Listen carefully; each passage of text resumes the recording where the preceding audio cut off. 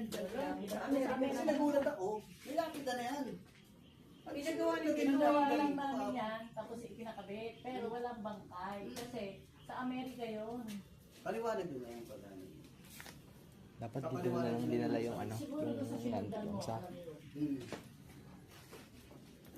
Paano pag ano yan eh? Napaliwanag yan, wala sa Domingo yan, lapit na lang, pati si Silvia, wala na. Tapos yung isa is, ano lang, 1 year old. Kapag yun pa, ang gagawin mo. Marami naman dito. dapat din natin rakita. Pwede ko rin sa Amerika eh. O pwede naman, 12,000. Pa-cremate? Oo. Kaya lang yung ang dahil papeles pag dadalhin yung ako sa Amerika eh. O di, ipakremate mo pag na ilalagay ko muna doon. Pag gusto mong dalhin, saka ayusin mo muna sa Kamuya na lang para dadalawin mo. Para may madadal. Tapos sasabihin niya, oy, mabuhay ka ng 10 taon na. Oh, iba? Bakit ka ng 10 taon bago ako mag-retire dito sa Pilipinas? Ay, sa kabuyag naman, marami akong anak. May apo. Madadalaw siya. Eh, di mauubos sa ay doon dahil di makami. Oo! Talaga?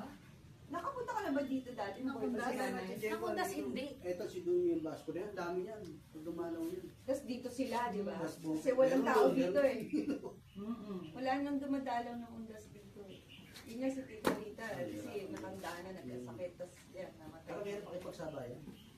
Hirap-hirap na ako sa pagdaan dito eh. Napupuno ko Madali pa pasok, Ayaw mo palabas, maniwala sa akin. Alam ko, pag nakapasok na ako, pakana Kasi ng kay pakana. next year talaga, asikasuhin ko na yan.